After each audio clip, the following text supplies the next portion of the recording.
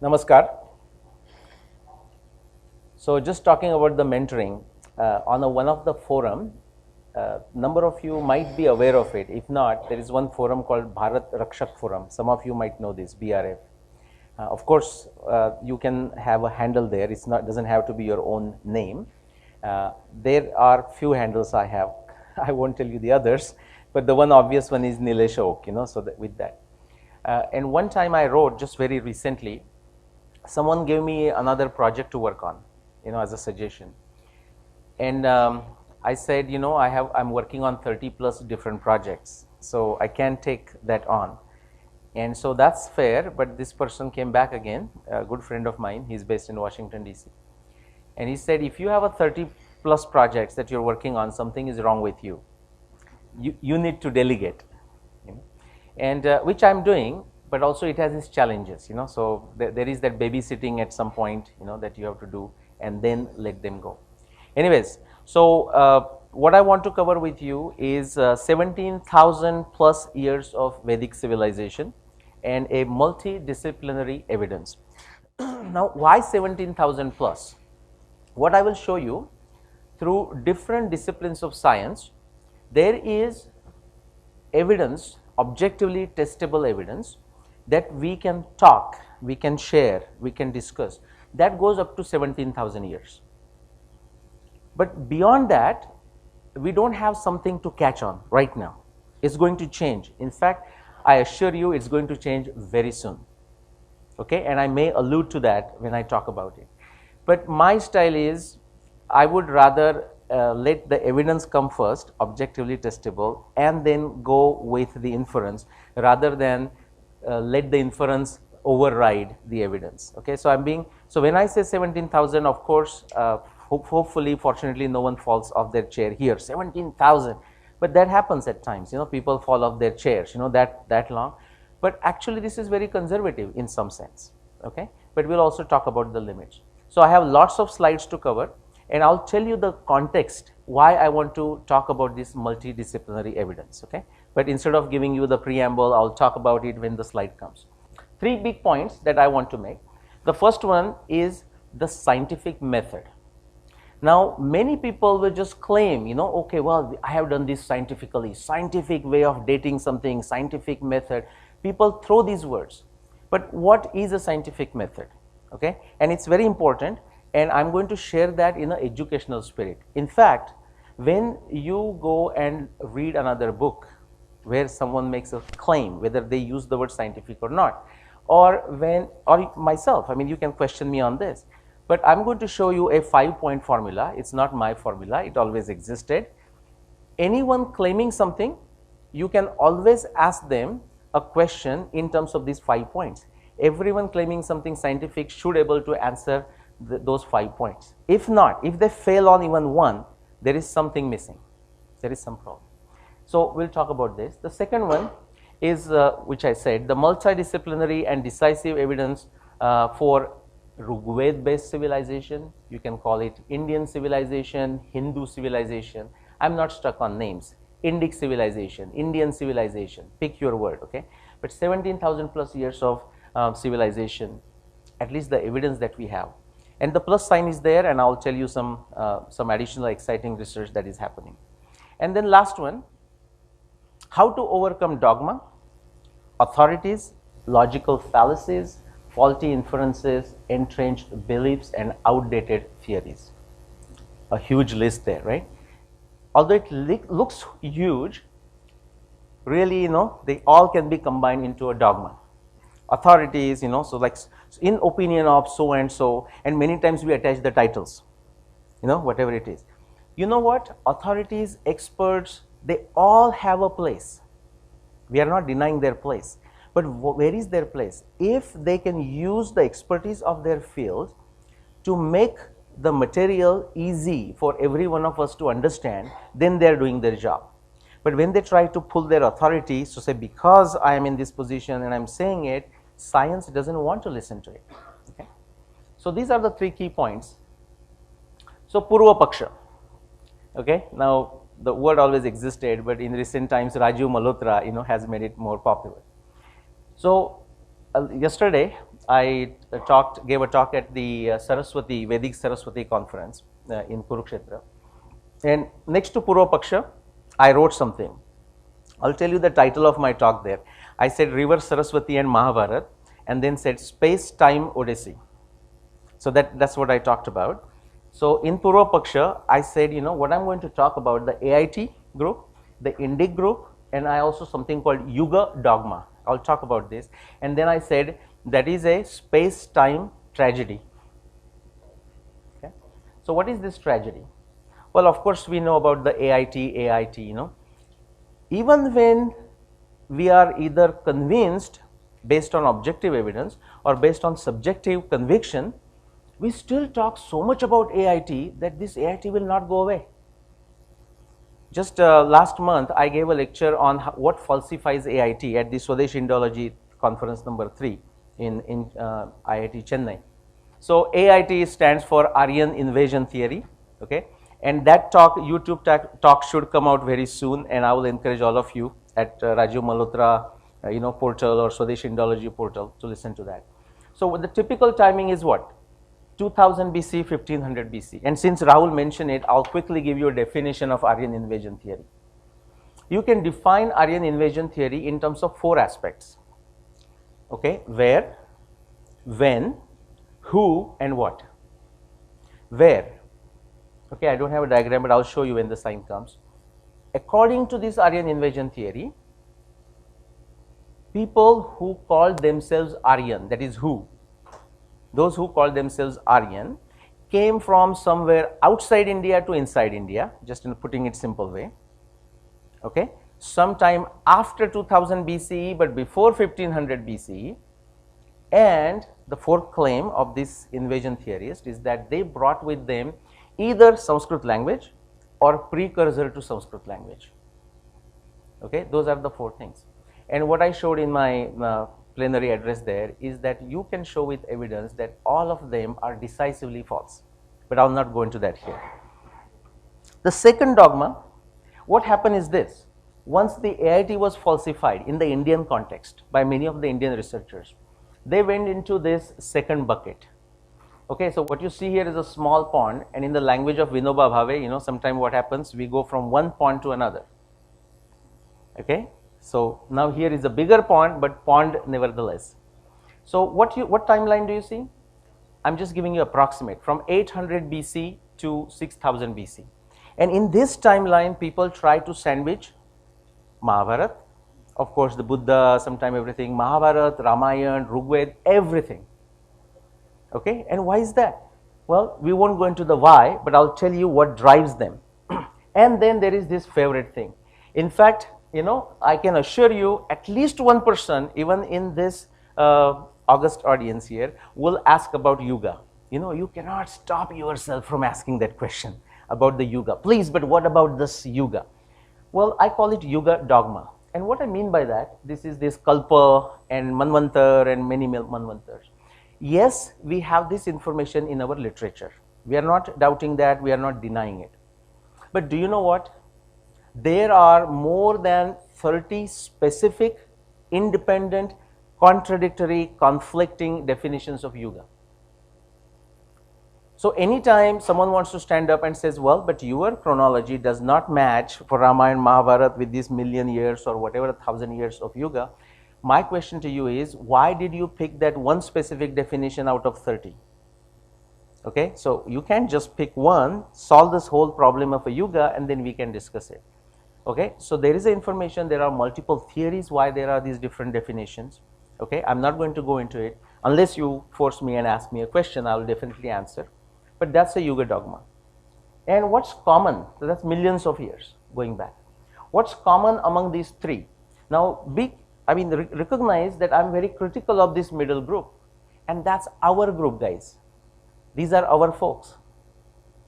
These are our folks. Okay, they have right intentions, but there is a challenge, there is a problem.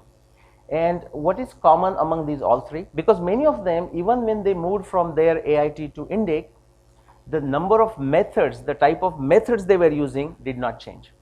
And what are some of the methods? Actually, many times it is a stray evidence. Yes, they use the evidence, but it is a stray evidence, some random evidence, some subjective evidence, some arbitrary evidence.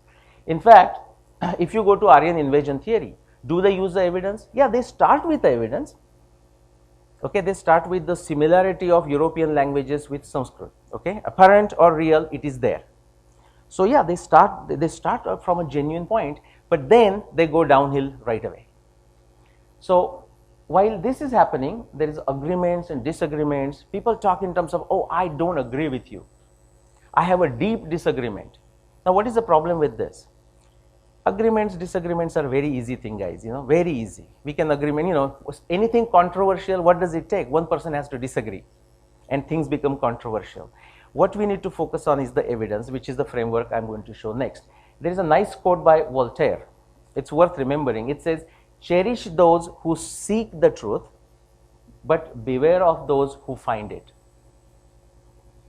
Okay, and that goes to the word that Mahatma Gandhi made very famous, satyagraha, insistent on the truth. In fact, that is not the best word.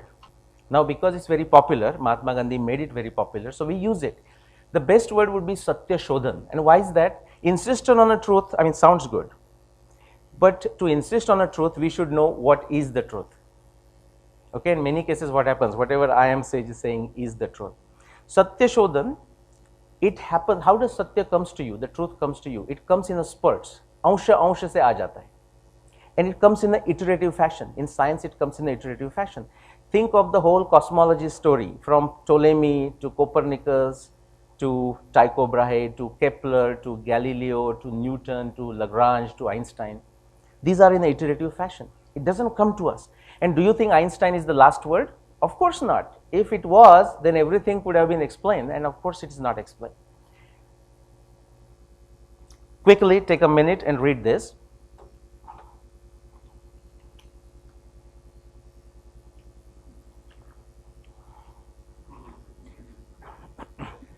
Now, some of you may think I'm it's not my cartoon, by the way, I just pulled it from somewhere. Some of you may think I'm harsh on a social science. Actually, I'm not. In fact, what I'm discussing here is a social science. History, chronology, okay, Mahabharata, Ramayana, Rigveda, that's all comes under humanities and social science and culture.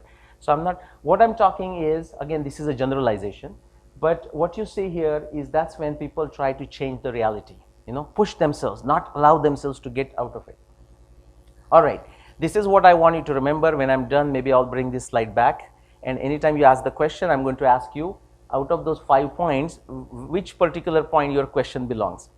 At the beginning, at the top, we start with a theory. How do we come to a theory? It starts with a problem. Okay? Anytime we are acting, you know what? We may not be aware, but there is a theory in the back of our mind with everything. So we start with a problem, then we try to solve that problem, we guess a solution, and then what you see at the bottom is basically explanation, prediction, testing in the context of the background knowledge, or as Patanjali says, pratyaksha, anumana, agama, pramanani. Okay, so that's the framework I'll come back to. Now, real science that I just said says, Patanjali says pratyaksha, anumana, agama, pramanani, meaning explanation, prediction, testing in the context of a background knowledge, established knowledge. And what he says next is actually very important. That makes a difference between real science and non-real science, instead of calling social science. Anyone knows? I'm sure Vinodji just arrived, and he can say what the next one is. The next one, he says, Viparyayo mithya atadrupa pratishtham. Anything contrary to this, the first line, anything contrary to this is established as a mithya false knowledge, okay, not a right way to do it. Or Sage Gautam says something with slight modification, or Karl Popper, the best philosopher of science, one of the best, if not the best, talks about essentially what Patanjali is saying, explanation, prediction, testing in the context of a theory and in the context of background knowledge. Or many of you, I'm sure you know this name, Richard Feynman, the physicist, right? And he talks about to solve a problem, you take a guess, you compute consequences, you compare with evidence. Okay, we are going to start with astronomy evidence of the epics. Now, many people, many of the other Indic researchers, not all, but many, they complain. They say, at least complain about me in some sense. Sometimes they don't take my name. But you say, this is so much insistent on astronomy, so much insistent on astronomy. This is not the primary evidence, or so on and so forth. I don't understand those arguments, but I'll tell you this. We shouldn't just stick to astronomy, that's fair. But in fact, if we are looking for a specific date, okay, only discipline of science capable of estimating exact dates is astronomy. And it's not by fluke. This is not true for many other cultures. We are just lucky. It is true for only Indic culture. And the reason is because we happen to use a lunisolar calendar. Okay, if we wouldn't have used lunisolar calendar, I had to continue my job, I didn't have a chance to write the books. It's really that true, okay. Lunisolar calendar is a beauty. It may be coincidental, it may be deliberate, whatever it is. That is the only reason astronomy becomes such a strong evidence and allows us to predict exact dates, wrong or right, but allows to predict, and then we can test. Okay, astronomy poison pills, and I also talk about the inferential acumen. Last time I gave a talk at Srijan Foundation here, I used this first example. I'm not going to take a long time, but just to give you an idea what it means by astronomy poison pill or decisive evidence. We may still argue within the range, like Professor Tiwari, Shashi Tiwari mentioned, upper limit and lower limit. We may argue about a specific date within the limits, but as far as the limits are concerned, we can be so confident that nothing can happen outside those limits. So quickly, to give you an example, I gave this, Lokmanya Tilak, Savarkar, Gandhi, and if there is a claim, okay, the claim says Lokmanya Tilak, Savarkar and Gandhi met in Pune in 1923 to discuss the state of British rule in India. True or false? What is your answer? False. Many of you are saying false, and why is that?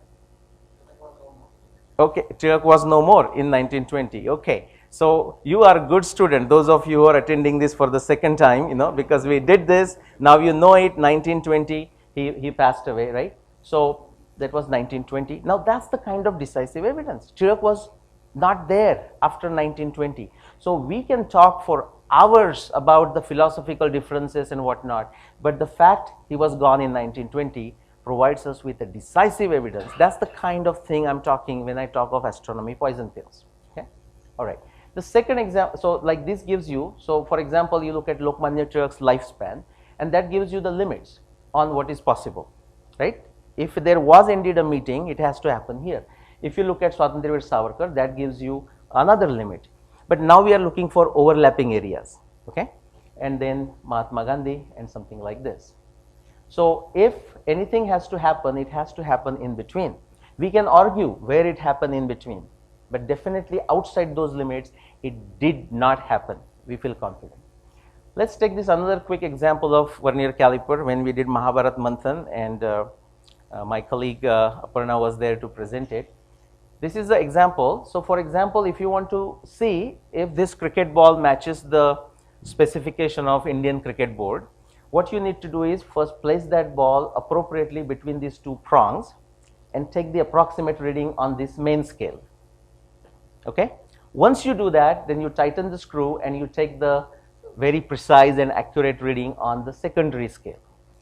But the point I want to make is, if you are not careful in placing this red ball properly between those prongs, it doesn't matter how accurate you take the reading on the secondary scale. It's going to be precise and it's going to be wrong.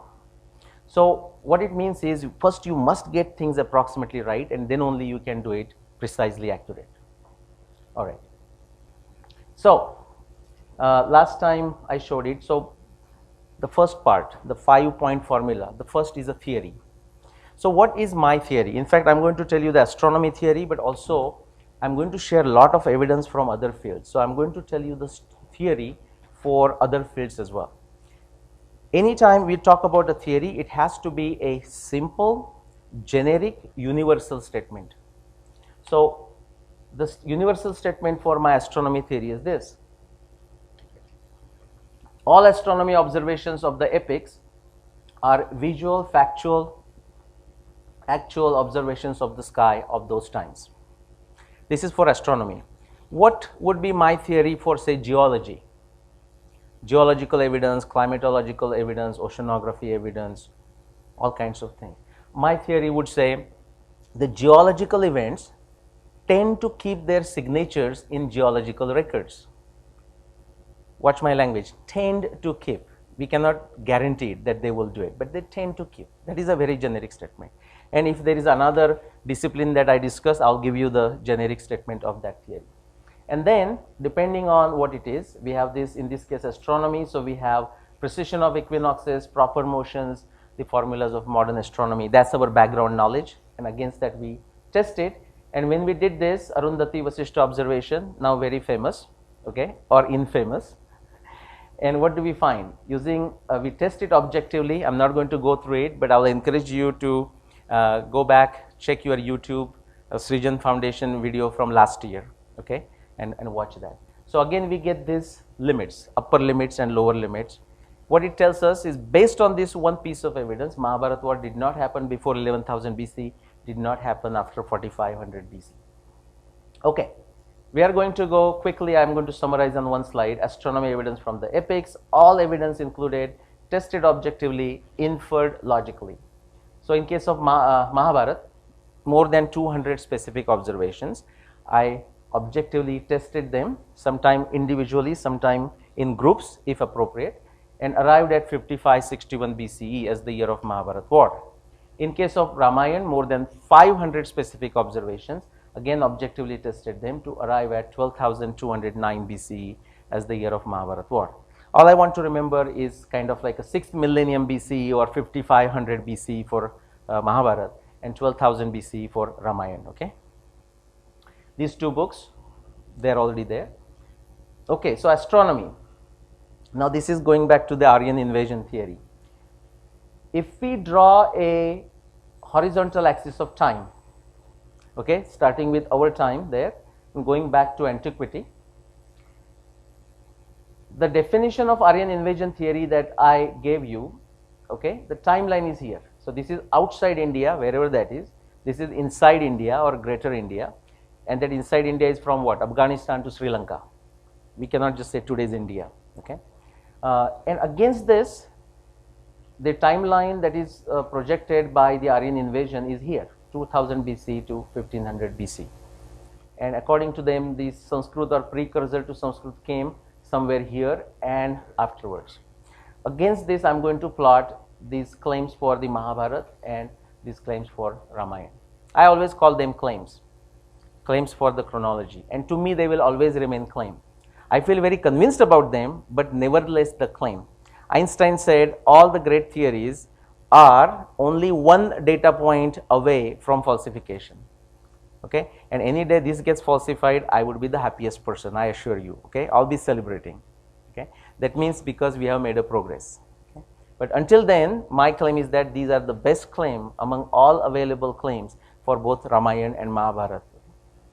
All right, so that's Sanskrit language based culture in 6th and 13th millennium BCE. We should ask, what is AIT? Don't bother, okay. Okay, multidisciplinary evidence extravaganza. Why is that?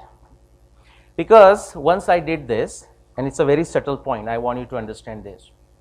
So now people start asking me, other researchers start asking me, okay, but where is the multidisciplinary evidence?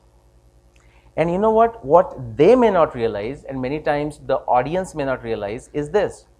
The very fact they are asking for a multidisciplinary evidence in support of my claim, whether they realize it or not, they are accepting my claim. The point is lost on them, okay, but they are accepting my claim.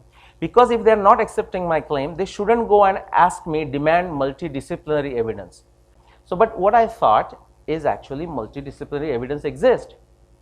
How much we can discuss is only limited by time. I'm going to show you a list. So here is this list, okay, and the only reason I stopped is because I said I'll list it on one page and no more. And you know what happened here? I'm almost running out of a page, so I listed whatever I could think of. Okay, see, you have to stand up in the back there. Okay, I'll read it for you. So actually I will not go through all of it, but you can trust me that this exists and we can share. but I'll try to go at least say up to 10, and then in question answers we can go into the next. I might discuss little bit genetics. Okay, so that's our agenda, that's the menu. We are going to go through that. Okay, take a deep breath, exhale, and get ready. So we looked at astronomy evidence. Now let us look at the chronology evidence of the Mahabharata text. Actually very simple. Astronomy, people think, oh, it's beyond me, I don't understand precision of equinoxes, how can I trust the equations? Here, if you read Mahabharata, and actually I'll show you my third book that is coming, it just lists every single verse that just supports this particular narrative. The pure chronology evidence of the Mahabharata, chronology meaning simply descriptions, this happened on this day, and then after 10 days so and so happened, and so on. It takes us again to 6th millennium BCE, the date I arrived otherwise from, based on Arundhati Vasishta and many other planetary observations. So again, the beauty of scientific discovery or method is this. In case of Arundhati, I started at the top, like I started at this corner point, at the peak. That is the explanation. We don't know why Arundhati is walking ahead of Vasishta. Then I spent 15 years and figured out why it is walking. In this case, once we made that claim 5561 BCE, so that was easy. Now that I claim 5561 BCE as the year of Mahabharata war, and there is a specific day, 16 October 5561 BCE. How do I decide the day of Bhishma Nirvan? When did Bhishma passed away? You know the specific day, right? The day Uttarayan, the day of winter solstice. So in that year, if I start from the 16 October is the first day of war, Bhishma fell in the battle on the 10th day, that is 25th of October. And from there, I continue to just go in my calendar until I find the day of winter solstice or day after winter solstice, that is the claimed day for Bhishma Nirvan. That happens to be 31st January 5560 BCE. Again, it's a calendar, Julian calendar going backwards, okay? So don't get stuck on 21st August, what is that, December or 14 January, anything like this.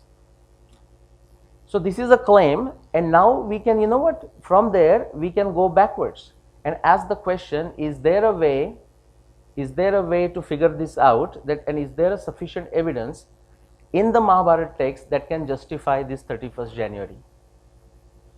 Okay. This is just came back from Kurukshetra. This is the place where Bhishma passed away, okay, Banaganga. And this is the cover of my upcoming book, Bhishma Nirvan, okay. Simple three chronology assertions. The first assertion, now everyone can understand this, there is no complexity, there is no astronomy, at least not here. Bhishma was on the bed of arrows for more than 92 days leading to the day of Bhishma Nirvan, which is the day of winter solstice. Simple, like more than 92 days, that is the claim of Mahabharata text. Now yesterday I repeated this and I said, majority of the Mahabharata researchers, in fact almost all, 99.99%, instead of 92 they claim 58 days. Okay, and what I'm saying, I'm going to repeat that, which is anyone who thinks it's 58 days, okay, there is one reference and that's what they took. But anyone who thinks 58 days, what is very clear, doesn't matter who that person is, what is his name, her name, what is their titles, they have not bothered to read Mahabharata text, because there are more than 60 plus references that will all lead you to 92 days. Okay. The second one, the earliest tithi that Bhishma fell in the battle can be Margashirsha Shukla 9. I won't go into the details why that is so, you will see that in the book. The third one is major portion of the 18 days of the Mahabharata war took place during the Margashirsha Shukla Paksha. Okay, so started with Amavasya and now it's getting bigger and bigger. Now why is that important? Because there are some researchers who don't think it started on the Amavasya. But the Mahabharata evidence is so strict, so constrained that you cannot select anything else. Okay, there are more than 30 specific observations that lead you to that. Now look like very simple thing, like the Newton's laws, 3 Newton's laws kind of thing, 3 inferences. The first one says that majority of the 18 day of the Mahabharata war took place during the first half of Sharat season. I'll quickly tell you how we reached that conclusion from assertion 1. Okay, just to walk you guys with me. It's not nothing complex if you put your mind to it. The day of Bhishma Nirvan is the day of winter solstice. That is the end of Hemant season. Would you agree? 6 seasons, each season of 2 months. So from that day of winter solstice, if you go backwards by 60 days approximately, the Hemant season is over. I'm going backwards. Then if you go back by additional 30 days, the second month of Sharad season is over. Are you with me? Okay. And then we are left with the 2 days. Okay. And remember, Bhishma fell on the 10th day. So 10 plus 2, that's how I am saying at least 66%, 12 out of 18 days of the Mahabharata war took place during the first half of Sharad season. Okay, just stay with me. The next one is, if I combine assertion 1 and 2, it leads to the evidence that the day of Bhishma Nirvan cannot be, in terms of lunar tithi, cannot be before Falgun Shukla 12 or Falgun Shukla Dwadashi. How did I come to this conclusion? It has to start with Margashirsha Shukla 9 as the earliest day, plus 92 days worth of tithis. Okay, so slightly 1 plus 1 or so. So it will go to Margashirsha Shukla 12. Now don't get too strict in a sense of, well, is it potentially possible Margashirsha Shukla Ekadashi? Yeah, sure, why not? You know, it doesn't change anything. Then combining assertions 1 and 3, it leads to the inference that lunar month of Margashirsha occurred during the first part of Sharad season at the time of Mahabharata war. Because remember, we have evidence to say that it happened during Margashirsha Shukla Paksha, and I'm combining that. Okay. Now, I'm going to ask you to take a leap of faith, like a Indiana Jones movie. You know, trust me that whatever I'm going to say is true, but it can be astronomically tested. Okay. If you combine assertion 1 and 2, I call it epoch of Bhishma Nirvan, and these are actually very flexible dates. In reality, the dates that come out as constraints, upper limit and lower limit, is actually 7000 BC to 4700 BC. Okay, but there is some error that you can actually add. You know, I'm not going to discuss it here, it's in my book.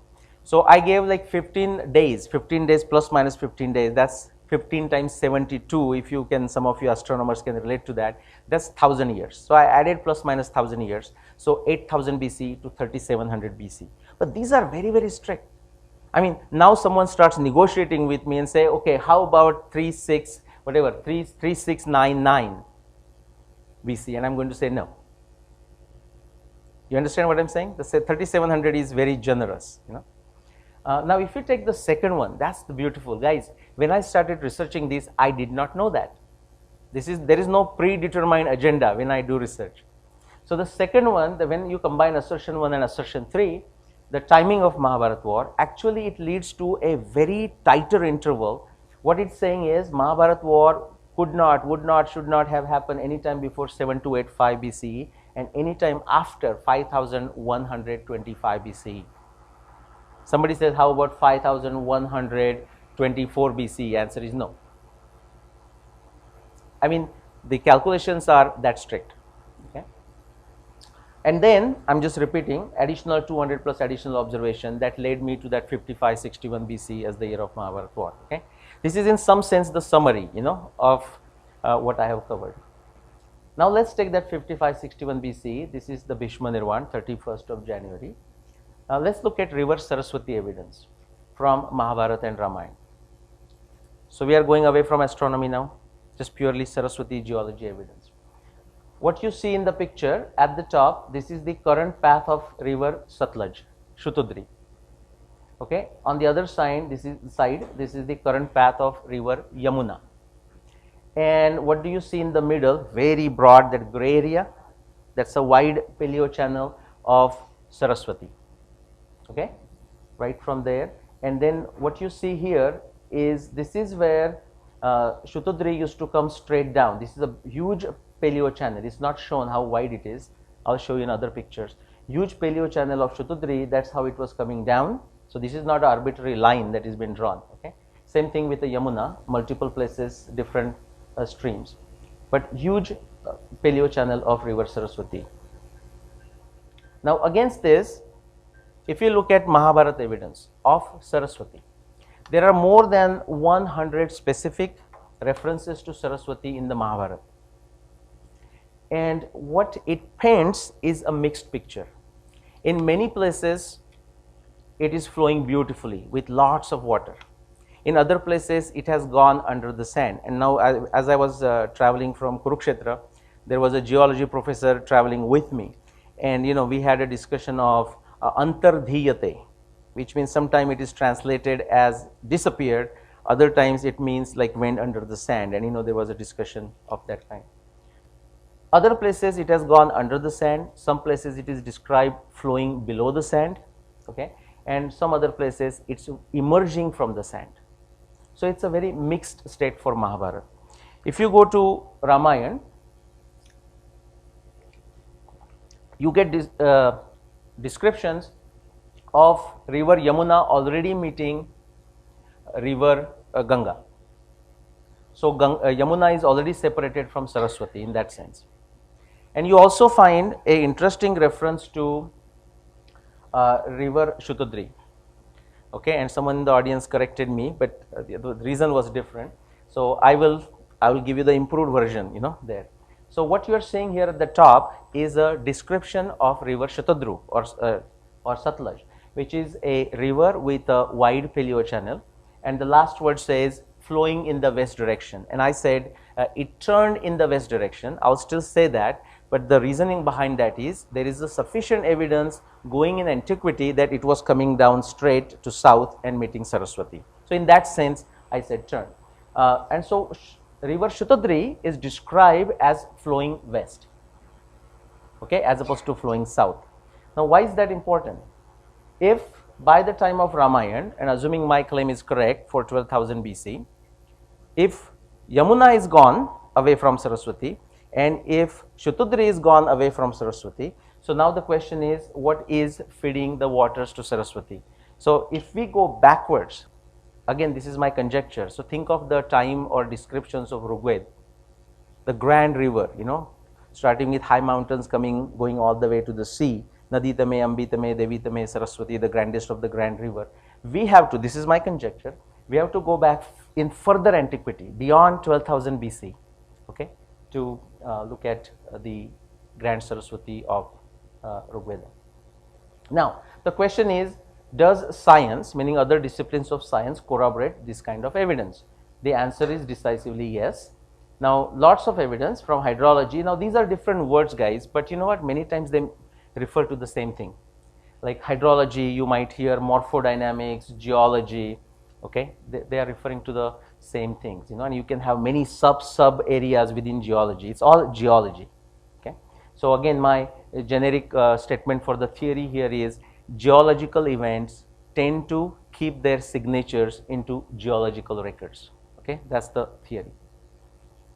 So here what I am doing is this now, based on what I just showed you, the textual evidence, I am making certain conjectures. For example, was Saraswati in a state of flux during 5561 BCE? My question is, that's what Mahabharata says, but do we have a independent evidence from say geology to support that?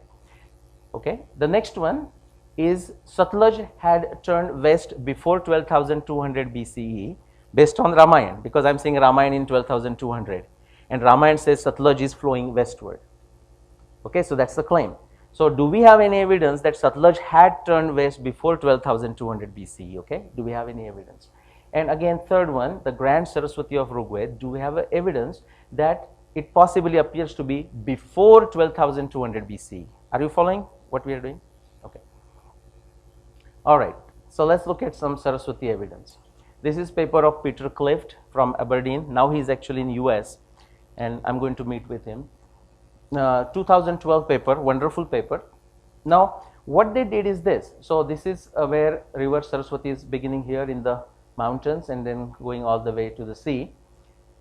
The area that they did the drill course, like you go down and take the samples 40-50 meters or whatever depth you want to go, and then you analyze those sections, and I'll show you just a illustration of that.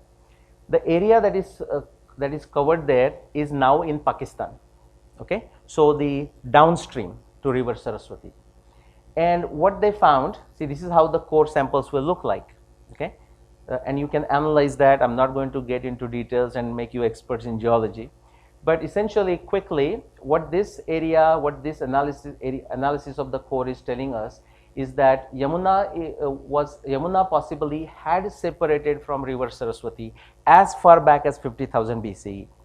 Now, how do they do that? Quickly, again, we are lucky here, which is that each of those rivers seems to have their signature based on the type of crystals they bring, going back millions of years and where they originate and so on. I won't go into the details. So trust that, but this paper is worth reading, and don't feel like you don't understand geology. If I can understand something, guys, any one of you can understand it, okay? There is another evidence there, but I'll skip that. Now, this is not just petroglyph. This is petroglyph to 2012. But going as far back as, now did I said Frankfurt 2010? Well, actually Frankfurt paper, that's the error. It's going back to 85, 86 possibly. And then Mary Corti, and there are many others. And they have done the studies and the conclusion is consistent. Now, what is good, think of this as a double-blind experiment. These folks have nothing to do with Mahabharata, nothing to do with Ramayana. They are not trying to prove anything. They are not trying to disprove anything. They are doing this purely from the geology, hydrology perspective. So their evidence, not because they are from the West, their evidence has an additional value because they are blind to this whole history, the Indian history. Okay, so Yamuna is separated. Now the second one, Singh, this is from IIT Kanpur and many universities from United Kingdom. This is hot from the press in the Nature, November 2017, like less than 3 months old. Now what they did is they did these sections. This is wonderful paper, guys. In fact, I'll come to the controversy or how some people, our researchers, but also newspapers spin the story. Okay, this has been spinned a lot. So what they did the core sections into the upstream part of the paleo channel of river Saraswati. And what I'm going to tell you is, this one paper, the evidence that is presented in this one paper is sufficient to corroborate my chronology for Mahabharata, my chronology for Ramayana, my chronology for Rigveda. Okay, but actually more than 10 or 15 people sent this paper to me. Well, thanks to them, I already had a copy. Okay, stating that, now how are you going to explain this? The reason I'm bringing this up is because the lack of inferential acumen.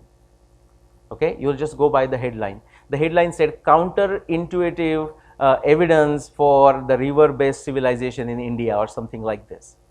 Okay, there is nothing counterintuitive about it if people read our text, our ancient narratives. So what they found here, very interesting. I don't know if people in the back can see this, but so this is the paleo channel of river Saraswati. This is very interesting, the split that the Vinod family is interested, so this is the place that, it goes goes straight down and another one goes west to Pakistan. And they took the course at many places. One is here at Kalibanga, but then going further north, and especially here, which is the paleo channel of Satluj that brought the water in the past to Saraswati. Okay, this is Kalibanga. The paleo channel is as wide as like 10-11 kilometers, and what they did is they took the cross sections across. Okay, they did 5. Okay, now you can do 10, and that's great. More the merrier. Better resolution. So this is across, by the way, 8 kilometers. That's the length, and the yellow line that you see is the current Ghaggar-Hakra river. Now, what is that telling us? It's telling us some phenomenal stuff. Okay, these are the cores. Okay, going down to like 40 meters approximately. So this is one. That one is a one end of that paleo channel. This is the another end. Okay, and then in between, and the Ghaggar-Hakra river kind of flows here. Okay, they didn't do any core into the river itself, the current small river. Quickly, and I should have highlighted this further, so here it goes also here. What this is telling you, these are the years 23.7 K, etc. What it is telling you, the quick conclusion is that the Grand River, where the water was flowing through this entire wide paleo channel, it stopped flowing by 20,000 BCE. Okay, so quick subjective bit relative conclusion is, if you are looking at the Grand River, this is not a firm conclusion, but the Grand Saraswati of Rigveda possibly that describe beyond 20,000 BCE. Okay. Now there is sufficient evidence, I am not going to talk about it today, but there is a second conclusion. The Yuga folks, who wants to talk about millions of years. If you go down further and continue to look where actually the water stops, we have a paleo channel, but at some point it stops. There is no more evidence for water ever flowing there. Okay, and at this height, you can go see inconsistent that there was no water anywhere. That comes to around 150,000 years, like 1.5 lakhs, which means if you go back to that far, then there was no water here. There was no Grand Saraswati here. Now, some of you might claim maybe there was another path, another paleo channel. I'm not denying that, but that means somebody needs to do the research. Somebody needs to identify that paleo channel, by different things. But as far as this evidence is concerned, there was no paleo channel or Grand Saraswati more than 150,000 years. It's very important for the extreme Yuga scales that we hear. So now this is a wonderful map against this. And Vinodji, what I was referring yesterday when I said turned west. So this is Satluj coming here, and this is a place Ropar or Rupanagar, and that's where Kalyan Ramanji asked me to go there and actually observe. I haven't done that. Anyone been to Ropar, where it changes? And so like the people say the landscape is very obvious how it has shifted or changed. I'm not been there, but it has taken a sharp left turn here, and that's when I was referring. So here, if you go here, you can actually find out how wide the paleo channel is, depending on satellite maps and so on. And what they did a core here at location SRH5, they designate, and I don't have a picture here, but you can go to the paper. The beautiful evidence that they talk about here is that Satluj inflow at this place coming down stopped before 13,000 BCE. Now, if you are paying attention to my Ramayana chronology, you should have an aha moment here. Ramayana is saying Satluj was flowing west, and the independent geology evidence from 2017 is telling us that Satluj stopped feeding waters down to Saraswati coming down in 13,000 BCE. So if those dates are correct, 800 years before Ramayana. Okay. And actually, if you look at the errors, they are very, very small. Like we are talking plus minus 500 years, the errors on those estimates. All right. So quickly, 13,000 years before that, Satluj turned this way. Yamuna turned more than 50,000 years, somewhere there or after that. The question now is, so in 6th millennium BC, where is this water? Because Mahabharata describes Saraswati flowing with copious amount of water in many places. Where is that water coming from? We jump to another discipline of science, okay, climatology. You see how I'm saying? So like you solve one problem, usually that should lead to additional problems. That's what happens, So now we are happy that the river is going in a different direction. Now we say, oh, please bring that back, okay.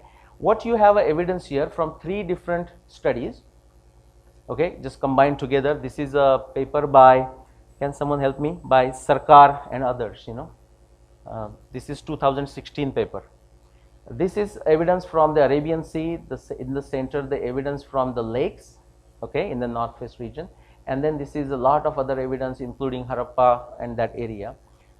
See if you can see from the distance, but this bracket here, 7,000 BC through like 4,500 BC, there was a intensification of monsoon in this area, and then it started going down again after 4,500 BC. Okay. Now this doesn't prove that Mahabharata war happened there. All it says, if you have an independent claim from another discipline of science, such as say astronomy, okay, and now you have also the textual descriptions of river Saraswati flowing with lots of water. This gives you a corroborative evidence, a supportive evidence that yes, we have a good reason to believe why the water could be there in sufficient quantities. Even if Satluj wasn't feeding water, Yamuna was not feeding water. Now, what I want to show you is, this is just a quick summary of what I showed you. Okay, enough data to support the chronology claims of 6th millennium BC, 13th millennium BC, and timing beyond that. River Saraswati from Rigveda, what does it has to say? Now, before I get into the river Saraswati evidence, we have to understand the internal structure of Rigveda. Now, there are many folks here who would definitely know about the claims for the internal structure. I'm going to pull the data. I'm convinced about that data. I have tested in at least 7 different ways.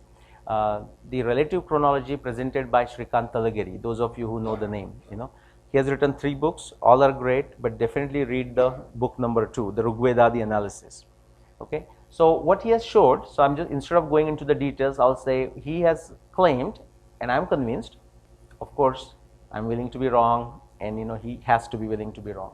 The oldest mandalas are 637, then 42. So there are 10 mandal in Rigveda, but they are not like 1, 2, 3, and that's the oldest. After that 42, then 5, 8, 9, and then after a long gap, we have the 10th mandal. And there is a deliberate reason why I have aligned them like this, and I'll show you in a minute. But this is correct. Whether the 10th mandal matches Mahabharata and 5, 8, 9 matches Ramayana, that's a different story. But directionally, they are correct as a relative chronology. And the suktas of first mandalas are all over. Okay, they go from old to new. Now let's get to the river Saraswati evidence from Rigveda. All the grand descriptions of river Saraswati, okay, Giribhya Samudrat, Ambitame, Naditame, or the river flowing with a great speed, and all those descriptions. Taking mountains, and you described it with the mountain or whatever, the icebergs look like lotuses and whatnot. That all come into 63742. Okay, and by the time you come to the last mandal, the Nadi Sukta 10.75, there again all those 19 plus whatever rivers are listed. And if you read the descriptions, you will find that the emphasis is on river Sindhu. That appears to be grand. River Saraswati exists, but it no longer appears to be grand. It's just one of the river. Okay? So therefore I put this as a relative chronology. Okay, these are, I'll just quickly go and highlight those.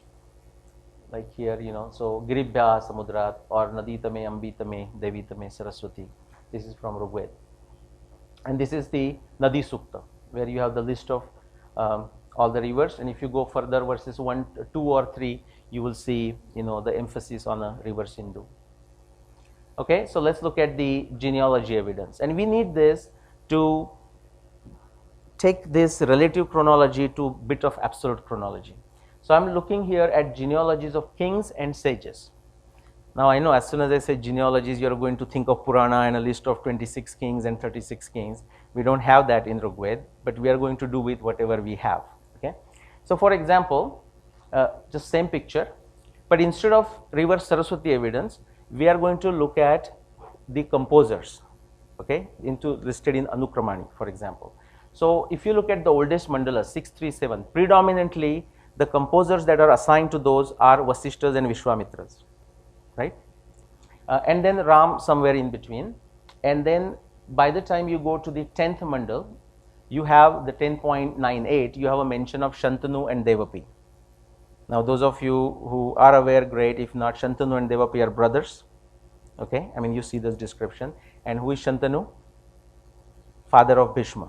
Okay, and so some of you, if you wonder how did those names went into Rigveda. So Shantanu and Devapi are there, and if anyone wonders how did they enter into Rigveda, if you go to Mahabharata, we have a reference there. How, so Vedavyas there's described, he expanded the Vedas, so not unusual. In fact, 10.9, I forgot, 9.3 or so, it also mentions Pruthu, it also mentions Vena, it also mentions Rama. Okay, these are all 3 great kings of Ikshvaku dynasty. In fact, think of it, how much knowledge is lost. I mean, just to our common folks, including myself. I mean, we know a reasonable amount of information about Ram, but Pruthu and Vena, I mean, we don't know much. I mean, some of you might be hearing first time, other times you might have just heard the names, but we don't know much. Okay, but obviously they must be, great kings to be mentioned.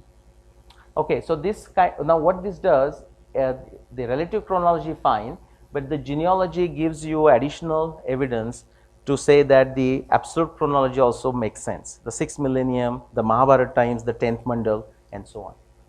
Okay, these are the names Pruthu, Vena there, and this is from Mahabharata. Okay, so Vyasa, edited, recasted, whatever is the appropriate word, but did something, and that's why he's called Vyasa and so on. And then he taught to his disciples. Okay, so quick summary, the Mahabharata there, Ramayana there, and so people ask me what is my chronology for Rigveda. I'm saying I don't know how far back in the past we have to go. I don't have an answer. Okay, if any one of you do, I'm very happy to hear that. But as far as the last portion or the last recasting, re-editing, whatever you want to call it, I like to claim that it happened around the Mahabharata time. That's 6 millennium BC. All right, oceanography evidence. Again, start with the 5561 BCE as the claim for the Mahabharata war. Now let's add to it 36 years and we get 5525 BCE. Now what is that? That is the year for the flooding and destruction of Dwarka, because 5561 is the claim based on astronomy. Mahabharata textual evidence says Dwarka was flooded and destroyed 36 years after the war. So that gives us 5525 BCE. And many people have asked me, so do you have any evidence for that? And what happens here is many people will go to the west coast, Gujarat, and find from archaeology records or oceanography records evidence for the flood. Now there are, if it's an ocean, guess what? There are going to be many records for the flood, tsunamis and so on, and you can find it. But just because you find a certain flood, you cannot jump and say, that's Dwarka and therefore let's go 36 years backward and that's Mahabharata war. The claim needs to be established, okay? And then it becomes a solid corroborative evidence. So, is there evidence for this 5525 BCE? So again, we put the inference there, 5525 BCE. The question is there evidence? And until we know the type of evidence, we don't know how to test it, okay? Or what kind of background knowledge. There is a lots of evidence around the world, okay? In fact, last time I gave a talk, I said I have more than 50 references, 50 plus different papers. In fact, that number is growing up. It's now more, in less than 1 year, it's more than 100, okay? But what I'm going to show you is 3 distinct events, okay? Something very obvious, very clear, the dateline, all around the world. So one near Caribbean here, okay, that's in Barbados. Another one from the Istanbul, like Turkey, and then of course there has to be something from Dwarka, right? Otherwise you say what's the point of showing something from far away in the world. Okay, let's look at the Barbados, so that's here. And actually this person, he's alumnus, with me. I went to University of Alberta for my master's chemical engineering. In fact, same time he was doing his PhD in geology. So he started at Barbados, but then he looked at 6 additional locations in Gulf of Mexico and a very consistent evidence. Now, let me, this is again frequently asked questions. What people think is that after the ice age, the ocean levels are increasing, right? And increasing all the time, smoothly. Those of you who know that was happening, you can see that. If I draw this, it is a smooth increase, if I can draw a line. That is true. But that smooth increase is interrupted by something known as CRE, catastrophic rise event. And in this case, they found evidence for 3 of those events. They call it CRE 1, 2, 3. The only one I'm going to talk about is what's relevant to the 5525 BCE. So the evidence from the Caribbean and consistent evidence, 6 different locations, is that there was a sudden sea level rise, 6.5 meters. Imagine that, 6.5 meters plus minus 2.5 meters, okay, in when 5600 BCE plus minus 100 years. So what you have to check is, does 5525 fall within that range? Okay, that's location in Caribbean. Let's come to the border of Asia and Europe. Okay, that's Istanbul. How many of you have flown over Istanbul? Again, very good. So if you remember seeing the Bosphorus channel, before you land, and depending on which you are coming in, just take a turn and come down. I made a point to go there and actually go to the Black Sea and see, particular sections. But they actually show the film, they can show underground channels and how they look. Anyways, the quick point is, this Black Sea was a sweetwater sea. In fact, it was a sweetwater lake. There is sufficient evidence. And when the sea levels rose, what you see here is the Sea of Marmara, and then if you go down here, Aegean Sea, and then it goes into Mediterranean here. Okay, So this water came up, and then at some point it started flooding the Black Sea. And the timing for Black Sea becoming a salty water sea, the brackish sea, it didn't happen over a long period of time. It happened essentially instantaneously. Do you want to guess the timing? Okay, this is a work of Columbia geologist, two of them, Ryan and Pittman, 1998. And the timeline that they came up is 5550 BCE. You want to know the error? Very impressive error, plus minus 30 to 40 years. That's very impressive, 5550 plus minus 30, 40, right on that border. Okay? And let's come to the west coast. This is the area of Arabian Sea. What you see here is, so this is here Iran. This one is all the UAE and all that, and this area is the Iraq. Okay, so there are many studies, actually more than 40 specific studies. 40 specific studies, all are showing that there was a significant sea level rise in here. Look at the timing. These are before present. Okay, so if you go here, this is, let's say, think of this 7, 8, 9. So this is what, 5, 6 and 7. So between like 5000 to 7000 BC, significant sea level rise. And if you want to see how significant, look at a very specific chart I'm going to show you. This is again for the Arabian Sea. This is a combined study of 7 different studies combined into one graph. And I'm going to draw the lines too, hopefully you can see it. The first 2 lines from the left, that is the 6th millennium BCE. And you know how much was the sudden sea level rise? 15 meters, 1-5, sudden sea level rise. And then you go to the 5th millennium BCE, another 8 meters. In fact, what you see is the sea level rise actually went further than where it is today. And you see the evidence on the west coast, by the way. Okay, in fact, it went up like a 3 meters. Okay, and a lot of area was flooded, and after some time, in fact, let's see.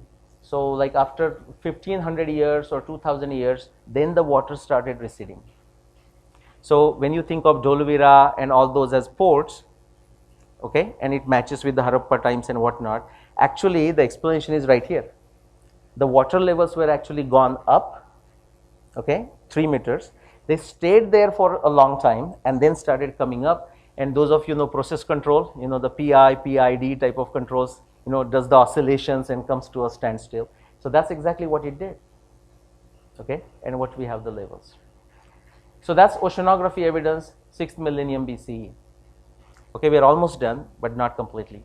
Look at the seismology evidence, earthquake type of evidence, again for the near Dwarka 6th millennium BCE.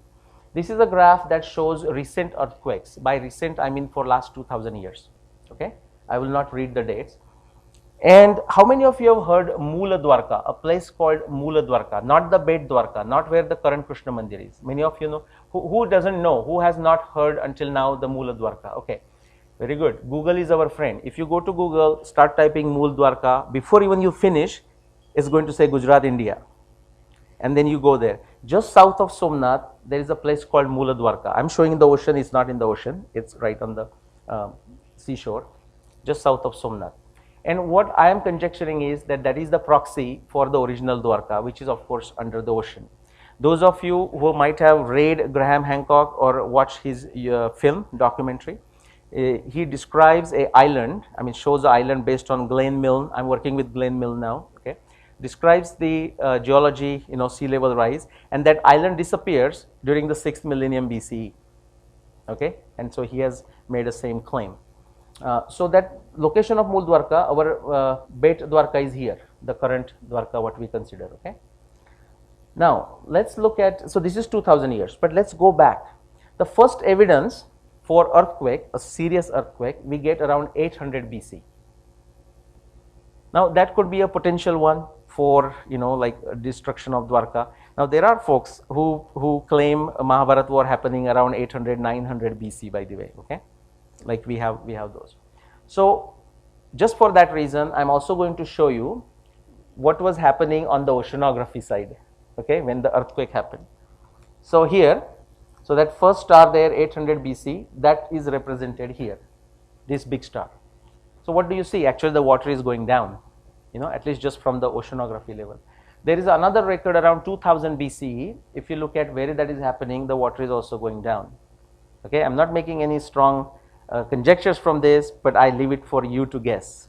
Okay, the seismology is there, but then the water is going down. And bingo, there is one more earthquake record, 5540 BC plus minus 130 BCE. And where was that? Of course, you know where it is. Okay, that's when like a huge surge in the water level. This is work of Rajendran, from Trivandrum. Now he's at Indian Institute of Science, Bangalore. Okay, the seismology research.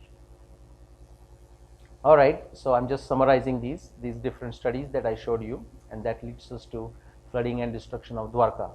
Quickly, genetic evidence. I'm not going to connect that with the Mahabharata and Ramayana. And if it comes into the question answer, actually I do have a conspiracy theory kind of genetic evidence, and I would love to share it, by the way, okay, if we get into question and answer. But that will lead to more speculation, so we'll see how that goes. So I'm not going to share it here.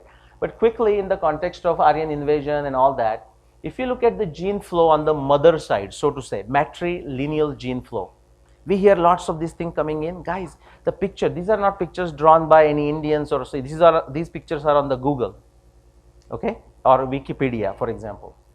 Okay, the matrilineal gene flow, they based the research, genetic research based on X chromosome.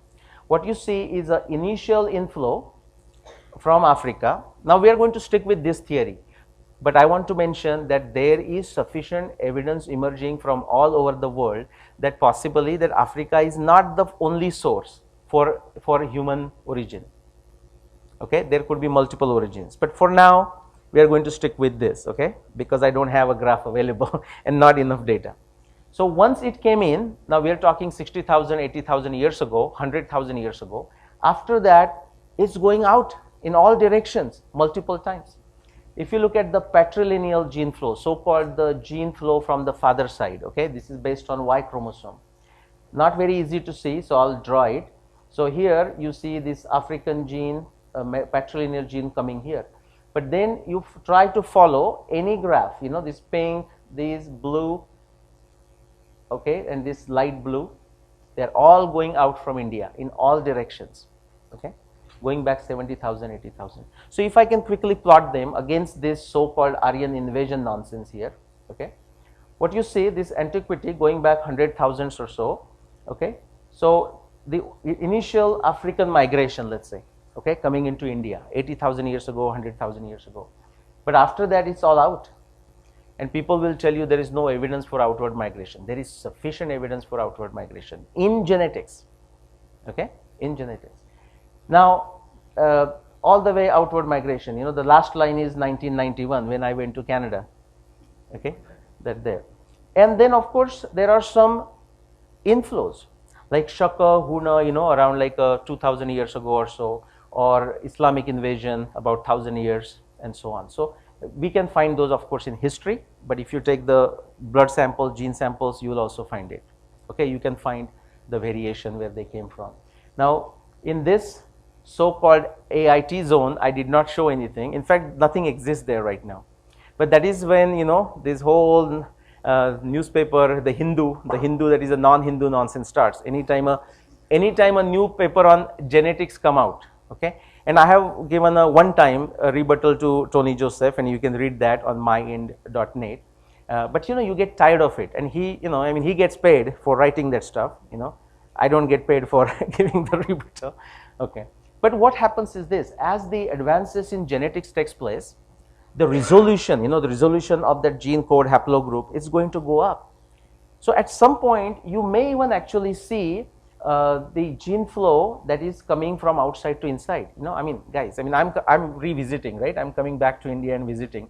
Many people NRIs are migrating. So, not a surprise in the past that happened. And you will also see many folks going from India to outside once the resolution goes up. But that's not a reason to suddenly jump and start shouting AIT and so on, Okay. Now, if you're not convinced about this, I quickly gave you a highlight there. This little mouse, little domestic mouse, look at this. This is based on genetics. Where does it begin and where does it go? Okay, So, and who said India doesn't export stuff? Okay, this is like the little mouse, some few varieties, but starting from India and going in all directions. And don't miss those arrows here, you know, going to America and going to Polynesia, even the Polynesian samples of the mouse, okay, going all over. Now, you know what? Just look at mouse and we might kind of smile and let it go. But what is the implication? Where does domestic mouse comes into the picture? With a settled civilization, with an agriculture based civilization and a migration of that agriculture, you know, it's not just going to happen suddenly, or navigation, commerce, okay. So when that happens, that's how that little mouse has gone all over. And based on the genetic estimates, now remember genetics, we talked about it, genetics is a statistical science. I mean, yes, there are actual data points, but there's a lot that can go wrong. People can quickly reach wrong conclusions. So we have to be careful, but here the data is overwhelmingly supporting this picture, and I'm just going to give you the estimate. The timing for this domestic mouse migration is estimated to be 25,000 years ago, 30, 35, 40,000 years ago. There are even some estimates up to 300,000 years ago, and you know what happened? That could be true, I don't know, but people say, I'm going to get in trouble if I publish that, and people stop. So let's forget 300K for now, but 25, 35K, and what is it? That means there was, I mean, this is the evidence for a potential agriculture in India in that times. Not only that, but the agriculture migrating, the technology transfer happening from India.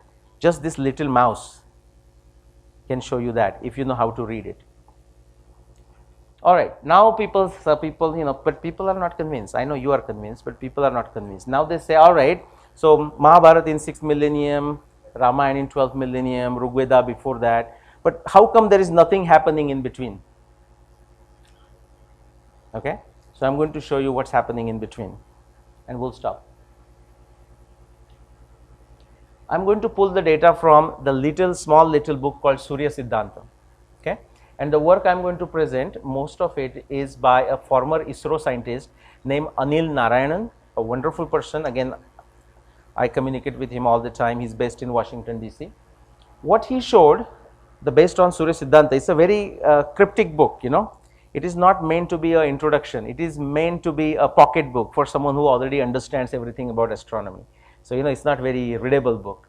What he showed is that we can detect in the language of Surya Siddhanta a specific timings where updates to Surya Siddhanta were made. And when do we make updates? When the calendar goes out of whack, you know, because of many reasons. And I won't go into the reason. In fact, Anil Narayan didn't want to go into the reasons, but I spent time and I have a reason for each of those change. That's not the subject today. He came up with at least 4 updates, but I'll tell you why there are 5 updates. So first one is very obvious, 570 CE.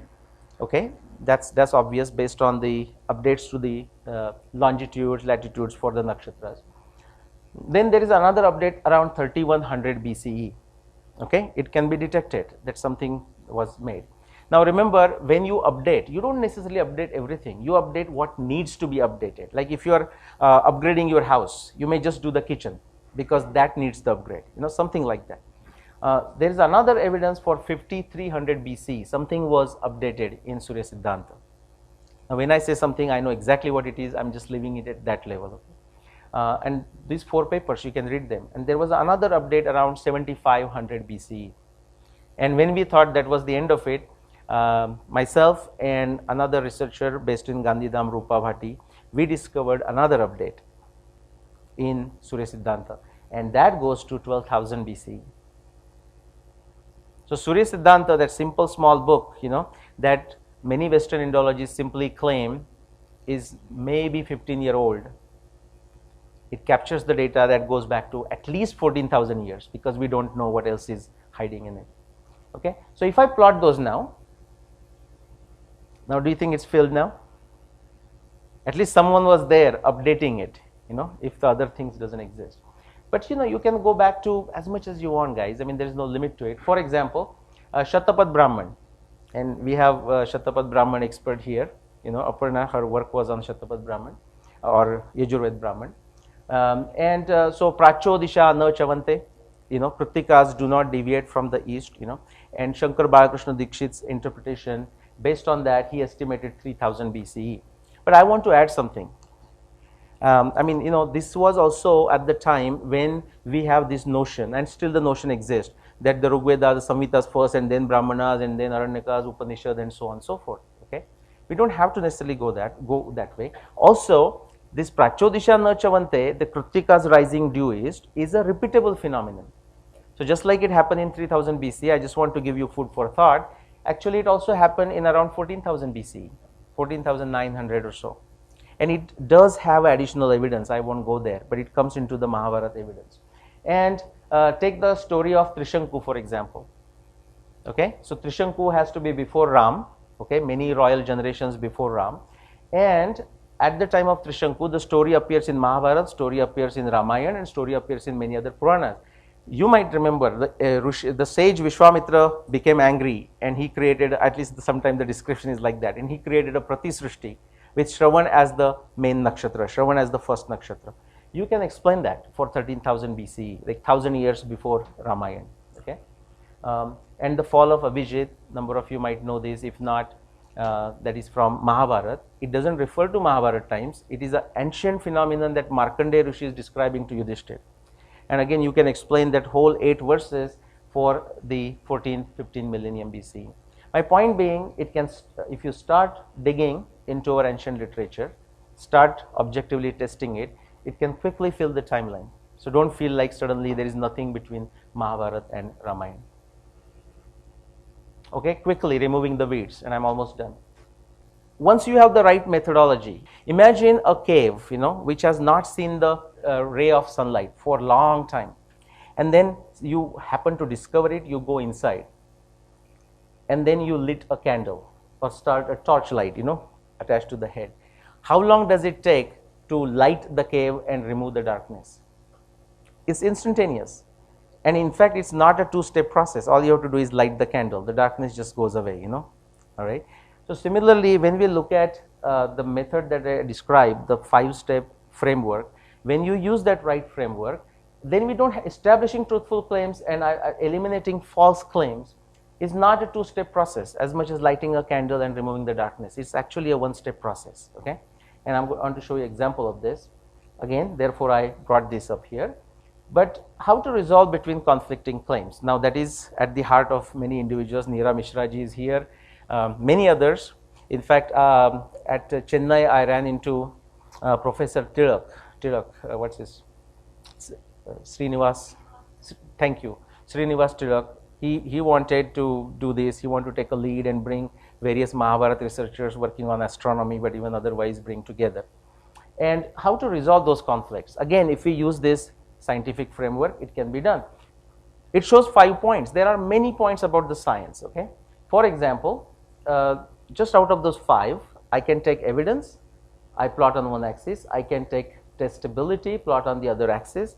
It gives me 4 quadrants. Okay, I've given them name. This is preservation of tradition, not a bad thing, like Bhandarkar Oriental Critical Edition. What they did is they collected all these manuscripts, okay, created one edition, what they thought was most appropriate, but anything that did not match, they did not throw it away. They just wrote it down at the bottom, okay, for others to study. That's a great effort, No testing, they're not interested in testing, but they are interested in preserving. Okay. If you look at this, I call it dharmic assertions. You can give a different name, fearless assertion, fearless and humble assertions, whatever you want to call it. Fearless because they are daring, they can make a claim. Humble because they are willing to be wrong if you are there. But what they are doing here is they are looking at all the evidence, not leaving anything outside, even that evidence that supports, but that evidence that contradicts, and they are all testable. Tamasic skepticism, what's the problem here?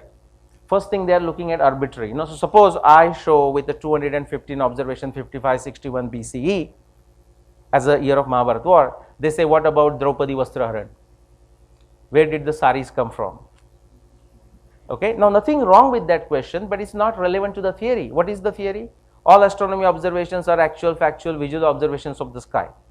There is no scope for a sari there, guys. Okay, so it's perfectly okay. And in fact, in the last lecture I mentioned, if you take a problem like that, actually I don't want to discuss it here again, the Draupadi Vastraharan. You can talk about it. For against that Vastraharan, the actual, the magical Vastraharan, there are 30 plus references that go against it, including Krishna's own statement, and many more. And just like I shared in another place, Rama's age, you know, whether Rama was 17-year-old or 25-year-old, it's in my book, some of you who read that, right? I mean, what do you think? Like, very logically we can figure out with luck. And the last one, superficial and manipulative claims. In some sense, you may think it's unfortunate, but it's not unfortunate. I'll tell you why. So if you take all the 130 claims and split them into these 4 quadrants, they kind of fall like this. 95% claims fall into the superficial and manipulative claims. Now, when I say that, people think it's personal. It's nothing personal. My definition is very simple. It's superficial because they are only looking at selective or arbitrary evidence. Let's say you plot all the data points y and x axis. You close your eyes and draw multiple lines. Doesn't matter where you draw the lines. Okay, by chance there is a very high probability the line will go through few data points, and you say, bingo, that's my correlation. What about the other data points? Maybe it's not a line. Maybe it's a cat that you have to draw with all the dots, you know. That's what it is. The manipulative part, because the little evidence, arbitrary or selective, that they test, they do test it in objective fashion. Okay, sometimes the inferences are wrong, but they do test it. So people think it's all scientific. Anyone can use the word scientific. Okay, now why this is not necessarily a bad thing? I mean, Nassim Nicholas Taleb talks about it. He says, if your work is original or revolutionary, you know, it's not defined by nobody else made a claim of that kind, but in fact multiple claims exist and they are contradictory. Okay, that's a revolutionary work. Now quickly, and Niraji, I want to show you and others too, of course, what happens, what can be done, or what type of pre-work that needs to happen for many Mahabharata researchers to come together and hash this out. This is based on a scientific criteria. So what we can do is, before actually discussing anything here, we may make a list. In fact, I have made a list. So the criterion is year proposed. Of course, we just want to know this for information. So it's not like good or bad or anything desired. Just tell us what year you think, 5561 BC. The question you can ask is, are you making any a priori assumptions? And ideal is that you don't make any a priori assumptions. One of the very common a priori assumption is what? 3102 BC is the timing of Kali Yuga. Kali Yuga is also the timing of Mahabharata. Okay? Yes, that's true, but Mahabharata text says nothing, nada about those two statements. Let's not make a priori assumption. We can bring in afterwards. But if we are deciding Mahabharata, Mahabharata has to be the primary evidence. If we are deciding the timing of Ramayana, Ramayana has to be the primary evidence. Now again, so then sticking to one discipline of science, what I mean is, at any given point you should stick to one discipline of science. Once you establish, then you can go multidisciplinary and see what happens. What about a clear statement of a theory? I told you my statement. What you will find is, please, I mean, number of you know many other researchers, and this is not about me versus them or anything like this. Try to ask them, what is your theory? Can you describe what is your theory? And please share those answers with me. You will be amazed what answers you get, or the answers that you don't get. Okay. Then all evidence listed. Many people talk about 150 observations, 120, but they don't list those observations. Okay, I claim 215 plus. They are in the back of my book. I also send those as files, whoever asks for it, and they are detailed exactly where they occur in the paper. Theory leads to objective testing, yes, no. Auxiliary hypothesis, again, that's not good or bad, but you have to explain it. And then the consistency of a theory. And you know, people may answer whatever they like. For example, now if I have to answer this question, how do you think I am going to answer for my theory? Like this. Perfect match, right? Okay, but you know, Karl Popper said, if you are not critical of your own theory, then someone else will. Okay, so better be yourself, actually look through that. Okay, but you know, this is there for everyone to question it. No, that's the whole idea. And I'm going to quickly give you a summary as analyzed by me. Okay, for some 1, 2, 3, 4, 5, 6 additional researchers. And the way I selected this, and by the way, I mean, you're taking pictures, that's great, but if you want a PowerPoint, I'm very happy. I don't know what other people think, you know. In fact, you can take my PowerPoint, go to the front page, change it to your name, and start talking about it. Okay, I'm very happy. So this is my analysis, and now again back to this. If I'm doing this analysis, if it is being recorded and this, if somebody does to me the other way, I will get in action. I tell you that. I will talk to those people. I say, okay, here is why I think it's wrong, and so on and so forth. So that is my hope. That is my desire. And therefore I selected only those individuals who are around. Okay, with the exception of like Mohan Gupta ji. I mean, I know them, but I couldn't find his email for a long time. Now, yeah. And Ashok Bhatnagar ji, again you have it. I have communicated personally with each one of those other researchers and 50 others, But like Anand Sharan, for example, So I have not listed Anand Sharan for different reasons. But look at the a priori assumptions. Okay, based on very specific thing. Again, I'm just showing it to you. Now, this is before even the evidence is analyzed. Now, if you do a similar analysis after the evidence is analyzed, okay, is the theory been falsified? Is there a non-testable observations? Is there a theory, claim, evidence, blah, blah, blah? You can read the list.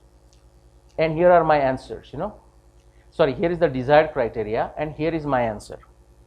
Okay, so you see that one yes in the red, yeah, which is the desired thing for non-testable observation is no, but for my claim it is yes. When I wrote that and I published it, somebody said, Nilesh, you are too modest, that's not true. It's not yes, it should be no. I said, no, there is out of 215 one small observation. He said, no, that doesn't make sense. Then I told him that I said, it's a bet. You go fishing, you put a small bet. I'm hoping that one of the researcher comes and says, oh, I got you there, and then hopefully we can open the discussion, So it's a bet, remember that. But, all right. And so if I analyze this, after the analysis, this is my analysis, my analysis of the other researchers. I mean, it's open for criticism, it's open for questioning. But Neeraj, again, my point is something like this, the pre-work needs to happen before folks come together to discuss this. Quickly, last one. In case of Ramayana, I'm taking just two claims.